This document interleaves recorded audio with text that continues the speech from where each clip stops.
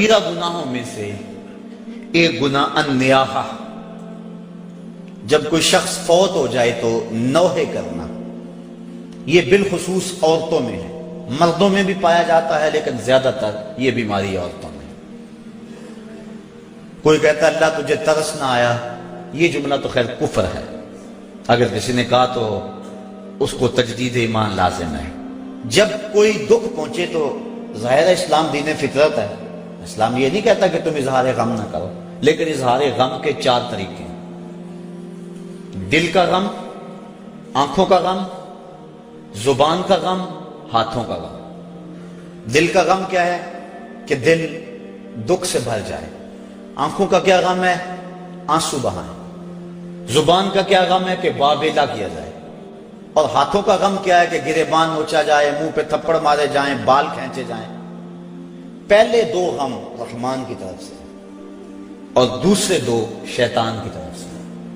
فرمایا لیسا منا من ضرب الخدود وشق الجیوب ودعا بدعوی الجاہلیہ، جس نے گریبان پھاڑا، چہرے پہ تماچے مارے اور جہلوں جیسی باتیں کی، فرمایا ہمارے سے اس کا کوئی تعلق نہیں ہے۔ تو نوحے سے منع فرمایا گیا، بلکہ اگر مرنے والے کے دل میں یہ آرزو تھی کہ میرے بعد خوب چیخ پکار پڑے گی، لوگ بڑا روئیں گے، تو اگر کسی کے دل میں یہ ہوگی کہ میرے بعد لوگ روئیں اور عجیب کیفیت بن جائے، تو ایسے نوحے پہ جو راضی تھا، حضور علیہ السلام نے ارشاد فرمایا جب وہ مرتا ہے تو رونے والوں کے رونے کی وجہ سے اس کو قبر میں عذاب ہوتا ہے، جتنا لوگ زیادہ روئیں گے اتنا ہی اس کو عذاب دیا جاتا ہے، اگر وہ اس پہ راضی تھا۔ لیکن اگر راضی نہیں تھا تو علماء نے تعبیر کی ہے کہ جو رونے والوں کا عذاب اہل قبور کو ہوتا ہے تو وہ انہی پر ہے، جو نہیں راضی تھے ان پر نہیں ہے۔ تو نوحے سے منع کر دیا گیا۔ باقی آنکھوں سے آنسو بہائے جا سکتے ہیں، بلکہ وہ اظہار محبت ہے۔ جب حضور کا بیٹا انتقال کر گیا، شہزادہ رسول حضرت ابراہیم علیہ السلام، تو حضور تشریف لائے، سرہانے پہ بیٹھے، بیٹے کی پیشانی پہ ہاتھ رکھا، وَأَيْنَا رَسُولِ اللَّهِ تَدْمَعَانِ، حضور کی آنکھوں سے آنسو جاری تھے۔ اور حضور نے زبان سے کیا کہا بیٹا ابراہیم آنکھیں رو رہی ہیں، دل غم زدہ ہے، لیکن زبان سے وہی کہوں گا جس سے رب راضی ہوگا، زبان سے ایسا جملہ نہیں نکالوں گا جس سے میرا رب ناراض ہو جائے۔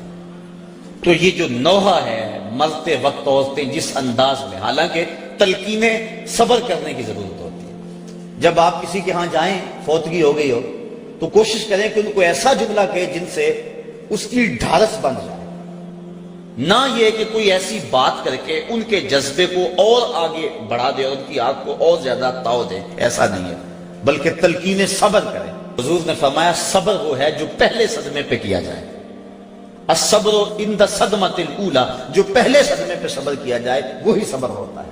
جب آہستہ آہستہ دکھ آتے جاتے ہیں تو انسان عادی بن جاتا ہے، تو جب تکلیف پہنچتی ہے تو اس وقت مومن کیا کہتا ہے؟ انا للہ و انا الیہ راجعون۔ اور علماء نے یہ بھی لکھا ہے کہ صبر کی تعریف یہ ہے کہ معمولات عبادت کا ضائع نہ ہو، جو ایسا کرے وہ صابر ہے۔ یہ نہیں ہے کہ تکلیف آ گئی تو اب نماز بھی جاتی رہے، نہیں، وہ معمولات اپنے معمول پہ جاری رہے۔ حضرت سری سختی رضی اللہ تعالی عنہ کا بیٹا فوت ہو گیا، جوان سال، تدفین و تجہیز تکفین میں لگے رہے، ایک نماز قضا ہو گئی۔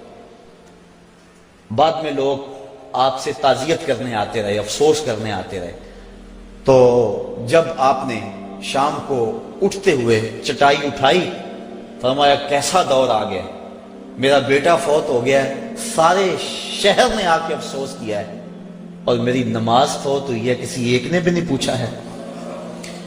تو معمولات عبادت ان کو برقرار رکھا جائے، یہ صبر ہے۔ تو یہ جو نوحے عموماً عورتیں بالخصوص پڑھتی ہیں، تو بلکہ ایک روایت میں آتا ہے 7 اشخاص ایسے ہیں کہ جب ان کو تم قبر میں دفن کر کے آتے ہو تو ان کا رخ قبلے سے پھیر دیا جاتا ہے۔